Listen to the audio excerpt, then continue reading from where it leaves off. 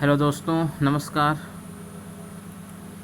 यह है दृष्टि का वेबसाइट और यहाँ से हम आज एडिटोरियल पढ़ने वाले हैं। और ये भारतीय राजनीति से संबंधित है ये एडिटोरियल। इसका शीर्षक है विधि निर्माण के सुधार में न्यायपालिका की भूमिका। ये खास करके मेंस परीक्षा की दृष्टि से बहुत ही ज़्यादा महत्वपूर्ण टॉपिक है। आइए पढ़ते हैं इस लेख को, क्या क्या है इसमें।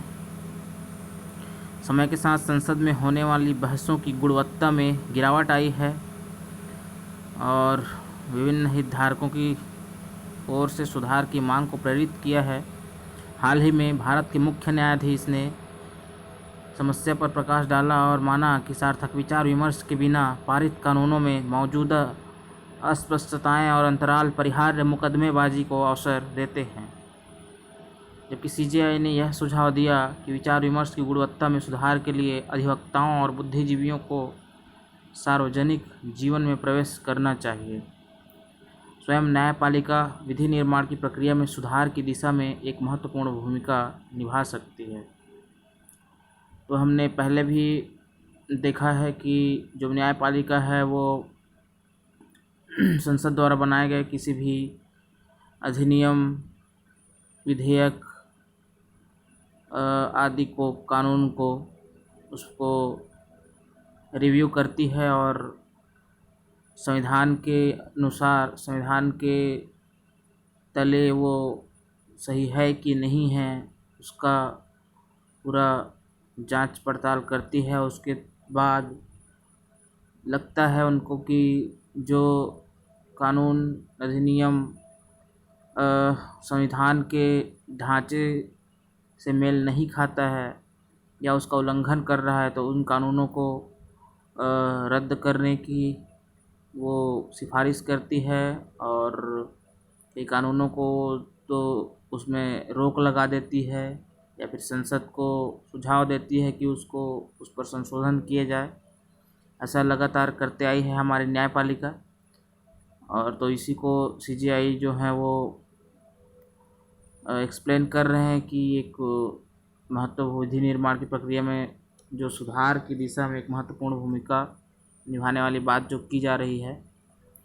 तो यहाँ पर इन्होंने अधिवक्ता और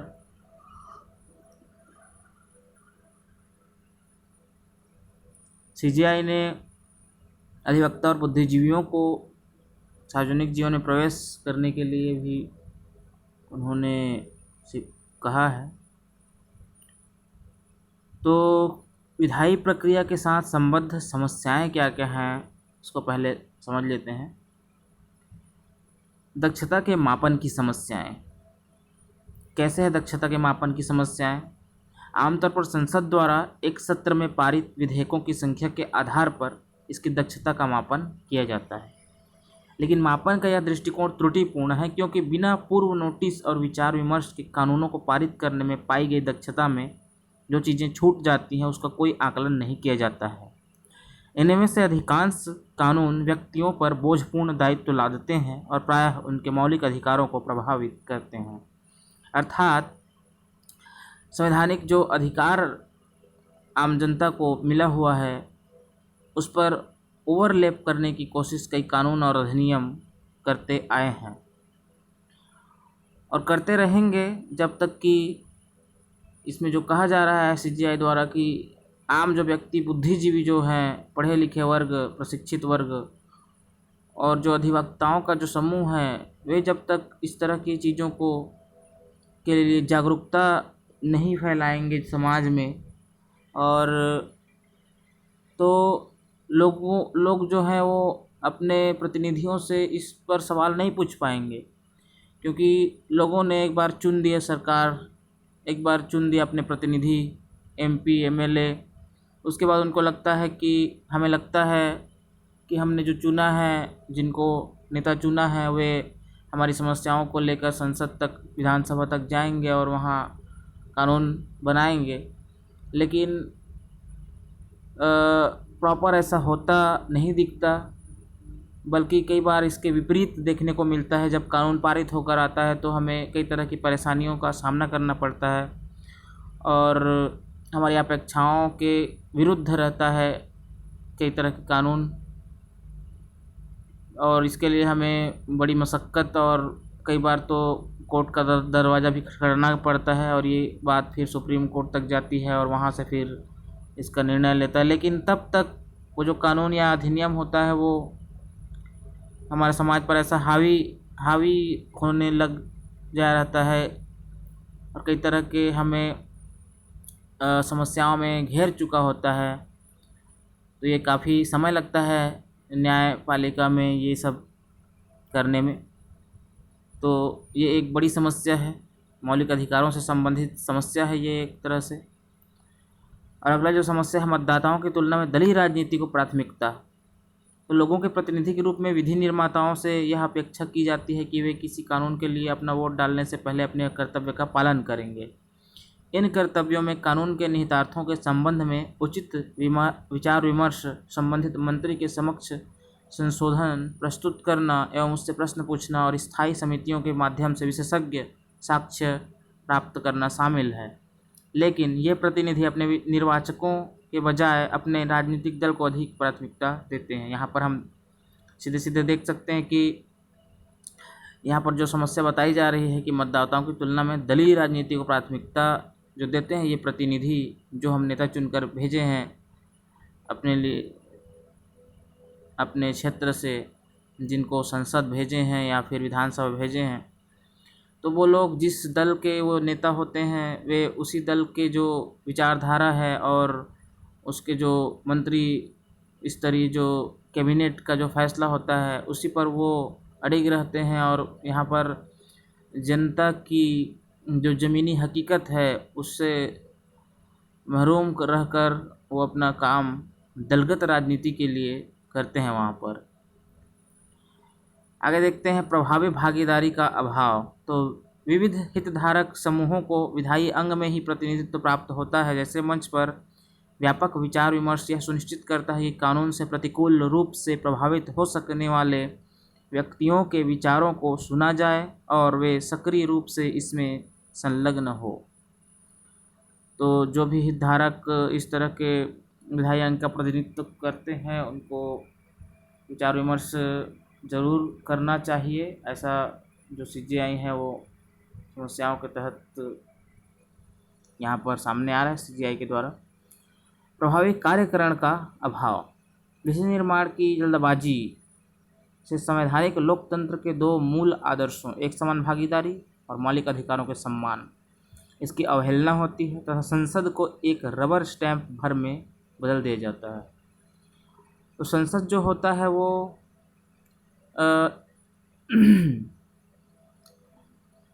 जनता के द्वारा, जनता के चुने हुए प्रतिनिधियों का जो वो संसद है, वहाँ पर जनता के जन कल्याण के लिए कानून पास किए जाने चाहिए वहाँ पर, और उस कानून को बाकायदा विचार विमर्श, बहसबाजी और कई तरह के संशोधन, साथ ही जांच पड़ताल समितियों के अलग अलग विभागीय समितियां होते हैं उनके द्वारा जांच पड़ताल के बाद उसको पास किया जाना चाहिए।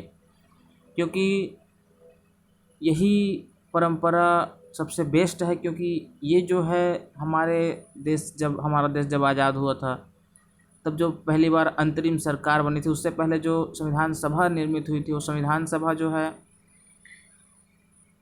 वहाँ पर पूरा जो संविधान बनने का जो प्रक्रिया था उसको हम अगर देखें तो वहाँ पर इसी तरह एक एक पॉइंट पर इतना ज़्यादा कमेंट्स होता था और हर तरह के लोगों की इच्छा राय वहाँ पर जानी जाती थी, और तब जाकर के सबके हित में कोई निर्णय, कोई फैसला, कोई कानून पास कराया जाता था एक एक प्रावधान के लिए। हालांकि थोड़ा सा अधिक समय लगता था, लेकिन सही कानून बनाना ज़्यादा बेहद ज़रूरी है। वैसे भी समय तो लगता ही है किसी भी कानून बनने में, क्योंकि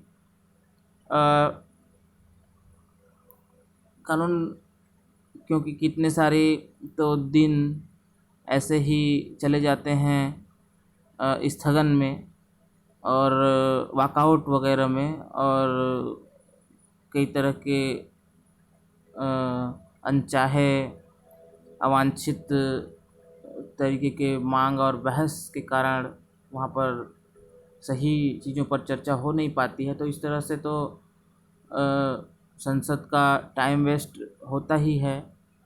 तो उस टाइम वेस्ट को वेस्ट ना करके उसको किसी विशेष जो अधिनियम कानून पारित हो रहा है उस पर इन्वेस्ट किया जाए अगर, तो ये जनता के लिए ज़्यादा लाभकारी होगा और देश के लिए भी, देश के विकास के लिए भी बहुत ही ज़्यादा महत्वपूर्ण होगा। और क्या समस्याएं हैं? प्रभावी कार्यकरण का अभाव। विधि निर्माण की जल्दबाजी से संवैधानिक लोकतंत्र के दो मूल आदर्शों, ये वही हमने देखा, तो रबर स्टैम्प पर बनकर रह गया जो संसद जो बोला जा रहा है यहाँ पर। मतलब एक बार जो कानून पारित करने के लिए आता है संसद में तो कोई बहसबाजी नहीं, कोई विचार विमर्श सलाह मशवरा नहीं, कोई जांच पड़ताल नहीं, बस संसद का उसमें मुहर लग जाता है। इसी को कहा जा रहा है संवैधानिक प्रावधानों को महत्वहीन करना। ये भी एक बहुत बड़ा समस्या है। संविधान में संसद और राज्य विधानमंडलों द्वारा कानून पारित किए जाने के तरीके के संबंध में विस्तृत प्रावधान मौजूद हैं। दुर्भाग्य से प्रायः इन्हें महत्व नहीं दिया जाता है। उदाहरण के लिए ध्वनि मत के माध्यम से प्राप्त परिणाम की अस्पष्टता की स्थिति में भी सदैव हाँ और ना की सही संख्या की गणना नहीं की जाती है, जिससे यह प्रकट होता है कि अनुच्छेद 100 के तहत बहुमत वोट हासिल करने की शर्त की पूर्ति के बिना भी विधेयक पारित किए जा सकते हैं। मतलब मान लीजिए किसी अधिनियम को पारित कराना है और वहाँ मौजूद जो सांसद हैं वो उनकी संख्या 450 है। ध्वनि मत क्या होता है? जब एक साथ सब खड़े होकर या फिर बैठे हुए टेबल पर तालियां पीटते हैं और हाँ ये ध्वनि मत से पारित हो गया ऐसा माना जाता है। लेकिन यहाँ ये भी देखा जाना चाहिए कि कितने लोग ध्वनि कर रहे हैं, यानी ध्वनि मत दे रहे हैं, कितने लोग हैं। ऐसे भी हो सकता है कि उनमें से 50% से कम लोग ही ध्वनि मत दे रहे हों और बाकी लोग बैठे हों शांत या फिर अन्य कुछ कर रहे हों। तो यहाँ पर इसको ध्यान नहीं दिया जाता। ध्वनि मत मतलब बस ध्वनि मत हाँ या ना, क्योंकि किसी प्रावधान को रखने के बाद उस पर चर्चा होना बहुत ज़्यादा ज़रूरी है। बिना चर्चा के ध्वनि मत भी कोई मायने नहीं है। इसी को यहाँ पर एक समस्या के रूप में देखा जा रहा है। अभी हाल ही में यह समस्या स्पष्ट रूप से नजर आई जब राज्यसभा में विपक्ष के सदस्यों की आपत्तियों के बावजूद विवादास्पद कृषि कानूनों को आनन फानन में ध्वनि मत द्वारा पारित करा लिया गया। तो कृषि कानूनों को पास कराने और अभी जो महीनों से किसानों का जो आंदोलन चल रहा है उसको हम देख सकते हैं कितना बड़ा समस्या खड़ा हो गया है एक तरह से। हालांकि सरकार द्वारा बार बार इसको एक्सप्लेन किया जा रहा है कि इस कानून में किसी भी तरह का कोई समस्या नहीं है और किसानों के हितकर है, किसानों के लिए लाभकारी है। किंतु यदि वाकई में लाभकारी होता तो इतने दिनों से उन किसानों द्वारा इतना बड़ा आंदोलन करने के पीछे तो कुछ तो वजह है, तभी तो है ना। आगे हम देखते हैं धन विधेयक के प्रावधान का दुरुपयोग। तो धन विधेयक क्या होता है और ये सब कब कैसे पेश किया जाता है, इसको के बारे में भी जानना बहुत ज़्यादा महत्वपूर्ण है। तो इसका दुरुपयोग कैसे हो रहा है ये पहले देखते हैं। कई विधेयकों को धन विधेयकों के रूप में पेश किया जाता है, भले ही वे अनुच्छेद 110 के तहत प्रदत्त धन विधेयकों के विशिष्ट विवरण की पूर्ति न करते हों, ताकि राज्यसभा के हस्तक्षेप से उन्हें मुक्त रखा जा सके। तो धन विधेयक पर राज्यसभा कोई हस्तक्षेप नहीं कर सकती और 15 दिनों के अंतर्गत अगर वो अपना मत नहीं देती है अपना, तो उसको पास समझा जाता है वहाँ से। उस पर कोई संशोधन भी नहीं कर सकती राज्यसभा धन विधेयक पर। तो इसीलिए सामान्य विधेयकों को भी धन विधेयक का लेबल चिपका दिया जाता है और कहा जाता है कि ये धन विधेयक है। और फिर उसको क्योंकि पास कराना रहता है सरकार को, तो वो धन विधेयक का नाम दे देती है किसी भी विधेयक को, इस तरह से बोला जा रहा है। आधार मामले, ये क्या है आधार मामले? तो इसमें सर्वोच्च न्यायालय ने इस तरह के मामलों में प्रक्रियात्मक प्रावधानों का पालन किए जाने का परीक्षण कर सकने की अपनी शक्ति की पुष्टि की थी आधार मामले में। आधार मामले मतलब जो आधार कार्ड होता है हम लोगों का, तो वो उसमें क्या बोलते हैं अपना आधार की जो प्राइवेसी थी उस पर केस चल रहा था बहुत दिनों से, और उस तरह के जो मामले होते हैं इस पर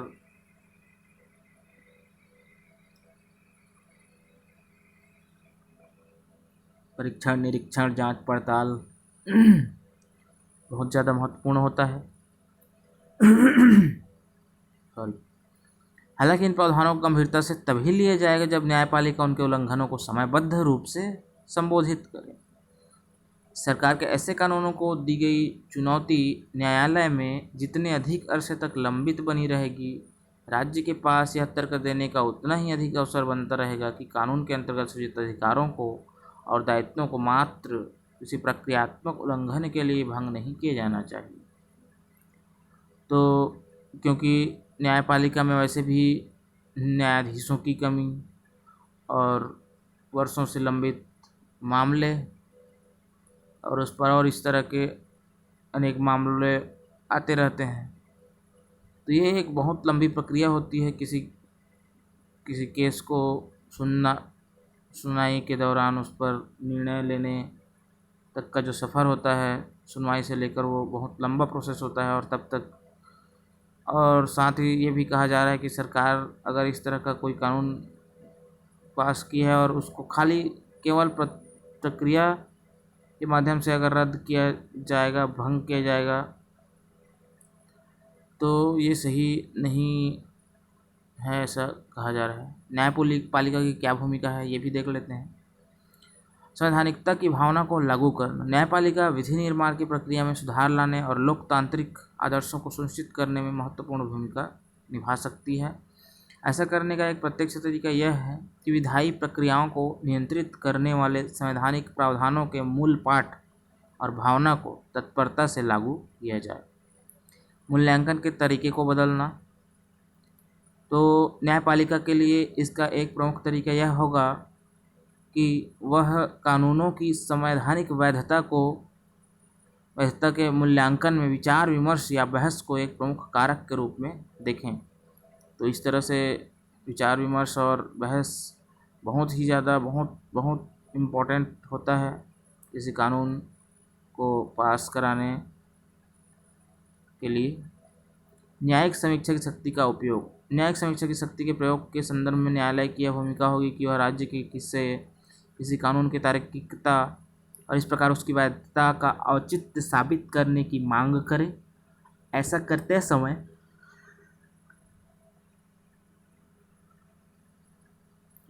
समय न्यायालय यह परीक्षण भी कर सकता है कि विधायिका ने ऐसे किसी कानून के तर्क संगतता पर विचार विमर्श किया है या नहीं। विधायी परीक्षण में आमतौर पर कानून को सही ठहराने वाले तथ्यात्मक आधार का मूल्यांकन, घोषित लक्ष्य की प्राप्ति के लिए कानून की उपयुक्तता और मौलिक अधिकारों पर इसके प्रतिकूल प्रभाव के सापेक्ष कानून की आवश्यकता एवं आनुपातिकता का मूल्यांकन करना शामिल होना चाहिए। दरअसल सर्वोच्च न्यायालय ने Indian hotel and restaurants association case 2013 में यही दृष्टिकोण अपनाया भी था। न्यायालय ने केवल 3 स्टार्स से कम स्तर के होटलों में डांस प्रदर्शन को प्रतिबंधित करने वाले कानून को इसमें निहित वर्ग पूर्वाग्रह और इसलिए समानता का उल्लंघन करने के लिए अमान्य करार दिया था, जबकि राज्य ने इस आधार पर वर्गीकरण को उचित ठहराया था कि केवल निम्न स्तर के ऐसे होटल ही ट्रैफिकिंग के स्थल थे। न्यायालय ने विधि निर्माण की प्रक्रिया का परीक्षण कर इस दावे को खारिज कर दिया और पाया कि राज्य के पास इस दावे का समर्थन करने के लिए अनुभवजन्य आंकड़ा उपलब्ध नहीं था। संवैधानिकता का अनुमान क्या कहता है? Presumption of constitutionality. न्यायपालिका संवैधानिकता के अनुमान के सिद्धांत के प्रयोग के लिए विचार विमर्श को एक कारक के रूप में चुन सकती है। यह सिद्धांत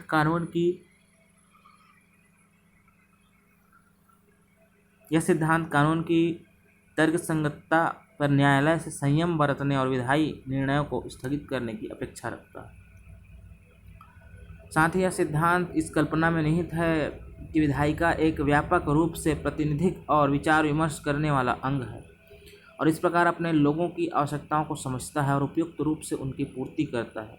यदि न्यायपालिका सिद्धांत को केवल उन मामलों तक सीमित रखती है जहां राज्य यह दर्शाता है कि संसद में कानूनों और उनके परिणामों पर सावधानीपूर्वक विचार विमर्श किया गया है, तो न्यायपालिका विधायी निकायों को एक विचार विमर्श संपन्न विधि निर्माण प्रक्रिया सुनिश्चित करने के लिए प्रोत्साहित कर सकती है। कुल मिलाकर बार बार एक ही चीज़ दोहराया जा रहा है इस लेख में कि विचार विमर्श और बहस किसी कानून विधि के निर्माण में संसद या विधानमंडल में बहुत ही अहम जो टूल है वो हो सकता है और है भी, तो इसका बहुतायत प्रयोग किया जाना चाहिए। विधायिका में स्वयं उसके अंदर से सुधार। मुख्य न्यायाधीश का यह सुझाव कि विधायिका में स्वयं उसके अंदर से सुधार हो निश्चय ही शक्तियों के पृथक्करण के संबंध में किसी चिंता को बढ़ावा दिए बिना विधायी समस्याओं को दूर करने का एक आदर्श समाधान हो सकता है। हालांकि विधायी बहुमत के पास इस तरह के सुधार के लिए सहयोग करने हेतु बहुत कम प्रेरणा मौजूद है और इस रुख में बदलाव के लिए इस विषय पर उल्लेखनीय सार्वजनिक गतिशीलता की आवश्यकता होगी। विधायी निकायों को उनकी विधि निर्माण प्रक्रिया में सुधार लाने के लिए प्रोत्साहित करने हेतु न्यायपालिका अपने पास उपलब्ध समस्त साधनों का उपयोग कर सकती है और उन्हें ऐसा करना भी चाहिए। तो निष्कर्ष देख लेते हैं लास्ट में। भारतीय न्यायपालिका ने प्रायः यह प्रदर्शित किया है कि अन्य संस्थानों में व्याप्त शिथिलता को संबोधित कर लोकतंत्र को समृद्ध करना संभव है। विधायी प्रक्रिया की समीक्षा के लिए एक त्वरित और व्यवस्थित दृष्टिकोण अपनाकर न्यायपालिका संसद में भरोसे की पुनर्बहाली में मदद कर सकती है और हमें उस औचित्य की संस्कृति की ओर आगे बढ़ा सकती है जिसकी परिकल्पना संविधान में की गई है। तो इस आर्टिकल में इतना ही। धन्यवाद। दृष्टि IAS का ये वेबसाइट है drishtyias.com, यहाँ पर आप जाकर इस आर्टिकल को पढ़ भी सकते हैं और बहुत ही अच्छा डेली इनके वेबसाइट में आर्टिकल आता है, साथ ही साथ न्यूज़ आता है और प्रीलिम्स फैक्ट भी आता है। तो इनके वेबसाइट में बहुत तरह के कंटेंट उपलब्ध हैं। हम बीच बीच में यहाँ से कंटेंट आपको ज़रूर आपके लिए लाते रहेंगे और बने रहिए हमारे चैनल पर। धन्यवाद।